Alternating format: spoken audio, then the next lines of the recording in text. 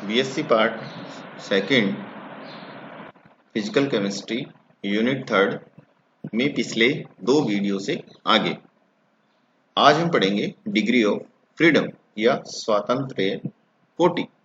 Degree of freedom की परिभाषा है कारकों की वह न्यूनतम संख्या जिन्हें तंत्र को पूर्णतया अभिव्यक्त करने के लिए निश्चित किया जाना आवश्यक है। यहाँ पर तीन इंपॉर्टेंट फैक्टर्स हैं, ताप टेम्परेचर, दाब प्रेशर और तीसरा है आपका संगठन या कंपोजिशन। हमने एक फॉर्मूला पढ़ा हुआ है फेज रूल, पिछले दो वीडियो में हमने पढ़ा फेज रूल। फेज रूल था हमारा F = C - T + 2। यहाँ F होता है डिग्री ऑफ फ्रीडम, C का मतलब है कंपोनेंट एंड P का मतलब होता है फेज। अगर हम कंपोनेंट या घटकों में से फेज की संख्या को घटा दें और उसमें 2 जोड़ दें तो हमें डिग्री ऑफ फ्रीडम मिल जाता है। एक एग्जांपल देखते हैं डिग्री ऑफ फ्रीडम को समझने के लिए। KCl के जलीय विलयन की स्वतंत्रता कोटि 2 होती है। क्यों होती है 2? क्योंकि इस तंत्र को स्पष्ट करने के लिए दो चरांकों ताप व संगठन यानी विलयन की सांद्रता को निश्चित किया जाना आवश्यक है। यदि हमें किसी भी सिस्टम की को एक्सप्लेन करना है या उसको समझाना है तो उसके लिए एक एग्जांपल लिया है KCl लेकर के हम उसको पानी में घोल देते हैं या जल में घोल देते हैं तो उसका विलयन बन जाएगा। और KCl का जब जलीय विलयन बन जाता है तो उस जलीय विलयन के बारे में फेज डायग्राम के द्वारा जब हम उसकी स्टडी करते हैं तो हमें दो चीजों की आवश्यकता होती है। दो चीजें कौन सी हैं? एक हो जाएगा आपका ताप और दूसरा है आपका संगठन या विलयन की सांद्रता। इन दोनों के द्वारा ही हम उसके अलग अलग टेम्परेचर पर उसकी कंसंट्रेशन के आधार पर जब हम उसके बीच में जब ग्राफ ड्रॉ करते हैं तो उसकी हम उस फेज डायग्राम या उस ग्राफ के माध्यम से जो है हम उसके स्टडी को एक्सप्लेन कर सकते हैं। यदि हम KCl का संतृप्त विलयन लेते हैं तो हमें केवल एक चर की आवश्यकता होती है जिसे हम ताप कहेंगे, या हमें केवल ताप ही आवश्यक होता है यदि हम KCl का संतृप्त विलयन लेते हैं। लेकिन यदि हम KCl का असंतृप्त विलयन लेते हैं तो हमें दो चरों की आवश्यकता होती है, अतः हमारा सिस्टम होता है द्विचर। तो यहाँ F का मतलब है यदि F की वैल्यू हमारे पास 0 आती है तो इसका मतलब होता है सिस्टम हमारा अचर है। F की वैल्यू यदि 1 आती है या स्वतंत्रता की कोटि का मान अगर 1 होता है तो हमारा सिस्टम एकचर होता है। यदि F का मान 2 आता है तो हमारा सिस्टम द्विचर होता है। अगर F की वैल्यू 3 आती है तब हमारा सिस्टम त्रिचर होगा या ट्राइवेलेंट जिसको हम कहते हैं। एक और एग्जांपल हम देखते हैं। दूसरे एग्जांपल में देखिए, यहाँ पे कोई भी पात्र है उसमें एक गैस बंद है। इस बंद पात्र में इस गैस की एक्सप्लेनेशन को देने के लिए या इसको अभिव्यक्त करने के लिए हमें दो चर ताप व दाब आवश्यक होगा। यानी कहने का मतलब इस गैस के बिहेवियर या स्टडी या फेज रूल को अप्लाई करने के लिए या फेज डायग्राम बनाने के लिए हमें टेम्परेचर और प्रेशर दोनों ही आवश्यक होता है। यानी हमें ताप और दाब दोनों की आवश्यकता होती है। तीसरे चर जो है संगठन है उसकी आवश्यकता नहीं होती है क्योंकि गैस एक ही है, अतः संगठन में कोई बदलाव नहीं होगा। तो जब हम इसके लिए ताप और दाब दो चीजों की हमें आवश्यकता है तो हमारा सिस्टम जो है द्विचर या बाइवेरिएंट हो जाता है। गैसों का यदि मिश्रण होता है उस स्थिति में हमें ताप दाब व संगठन की भी आवश्यकता होगी और हमारा सिस्टम जो ट्राइवेलेंट या त्रिचर हो जाएगा। एक और एग्जांपल देखिए डिग्री ऑफ फ्रीडम को समझने के लिए। यहाँ पर देखिए ये बंद पात्र में यदि जल जो है द्रव अवस्था में है, H2O द्रव अवस्था में और H2 वाष्प अवस्था में हो तो हमें एक चर आवश्यक होता है। उस स्थिति में स्वतंत्रता कोटि का जो मान है वो होगा 0, 1। कहने का मतलब बंद पात्र में H2O लिक्विड स्टेट में भी है और वेपर स्टेट में भी हैं, तो लिक्विड और वेपर के बीच में जो है इक्विलिब्रियम एस्टेब्लिश हो जाएगा। और इस इक्विलिब्रियम एस्टेब्लिशमेंट को एक्सप्लेन करने के लिए हमें एक चर की आवश्यकता होगी। अतः हमारे लिए f का मान क्या हो जाएगा, या स्वतंत्र कोटि हमारे लिए हो जाएगी 0, 1 या 1। एक और एग्जांपल देखते हैं हम। बर्फ, जल और वाष्प एक बंद पात्र में साम्य अवस्था में, यानी तीनों ही पानी की तीनों अवस्थाएं, ठोस, द्रव और गैस। ठोस के रूप में बर्फ है, द्रव के रूप में जो है जल है, और वाष्प के रूप में गैस है। तीनों को हमने एक ही बर्तन में रखा है। तो बर्फ जल के साथ साम्य अवस्था में है, यानी बर्फ जो है जल में कन्वर्ट होती है, जल बर्फ में कन्वर्ट हो रहा है, और जल जो है वाष्प में कन्वर्ट हो रहा है, और वाष्प जल में कन्वर्ट हो रहा है। तीनों के बीच में जो है साम्य अवस्था डेवलप हो रखी है। तो जब एक बंद बर्तन में या पात्र में बर्फ, जल और वाष्प एक साम्य अवस्था में है, तो तंत्र की स्वतंत्रता की कोटि 0 होगी या शून्य होगी। शून्य का मतलब है f की वैल्यू कितनी आएगी, 0। 0 जब f की वैल्यू आती है तो हमारा सिस्टम होगा वो नॉन वेरिएंट या अचर होगा। क्यों होगा अचर, यानी हम किसी भी चीज में, चाहे टेम्परेचर हो चाहे प्रेशर हो, हम जरा सा भी अगर चेंजेस करेंगे तो तीनों व्यवस्थाएं जो है साम्य अवस्था में नहीं रहेगी।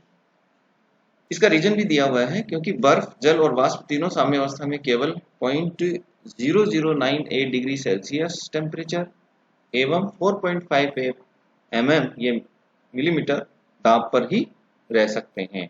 इस अवस्था में ये तंत्र अचर या नॉन वेरिएंट तंत्र कहलाता है, या अचर या नॉन वेरिएंट की तरह बिहेव करता है।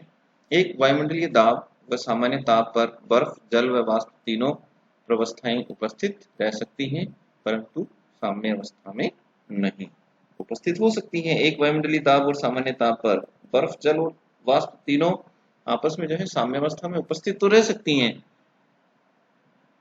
यानी कहने का मतलब प्रेजेंस उनकी हमें देखने को मिल सकती है, लेकिन इनके बीच में इक्विलिब्रियम एस्टेब्लिश हो ऐसा जरूरी नहीं है। क्योंकि एक वायुमंडलीय दाब, ये जो बर्फ, जल और वाष्प जो है तीनों प्रवस्थाएं साम्य अवस्था में एक वायुमंडलीय दाब पर हमें देखने को नहीं मिलती है। यदि हम तीनों के बीच में साम्य अवस्था देखनी है तो वही जो ऊपर हमें कंडीशन दी हुई है 0.0098 डिग्री सेल्सियस टेम्परेचर होना चाहिए एंड 4.58 मिलीमीटर दाब होना चाहिए। इस स्थिति में ही या इस कंडीशन में ही जो है ये तीनों बर्फ, जल और वाष्प साम्य अवस्था में देखने को मिलेगी। आगे है प्रवस्था नियम के लाभ। हमने जो फेज रूल के द्वारा हम फेज रूल को हम अप्लाई करते हैं, फेज डायग्राम से हम किसी भी सिस्टम की एक्सप्लेनेशन करते हैं, तो इस एक्सप्लेनेशन से हम क्या क्या चीजें जो हैं एक तरह से प्राप्त कर सकते हैं, या हमें किन किन चीजों की जो है जानकारी मिलती है। तो प्रवस्था नियम के क्या लाभ हैं, क्या एडवांटेज हैं। पहला इसका जो एडवांटेज है वो आपके सामने, फिजिकल एवं केमिकल दोनों प्रकार के विस्मांगी साम्यों का अध्ययन इस नियम के द्वारा किया जाता है। यानी कहने का मतलब भौतिक और रासायनिक दोनों प्रकार के जो विस्मांगी साम्य हैं उनका अध्ययन हम प्रवस्था नियम के अंतर्गत कर सकते हैं। दूसरा है पदार्थ की मात्रा, प्रकृति अथवा अभिक्रिया का प्रवस्था नियम से कोई संबंध नहीं, मात्र प्रवस्था संख्या तथा उनका संगठन ही तंत्र के अध्ययन के लिए पर्याप्त होता है।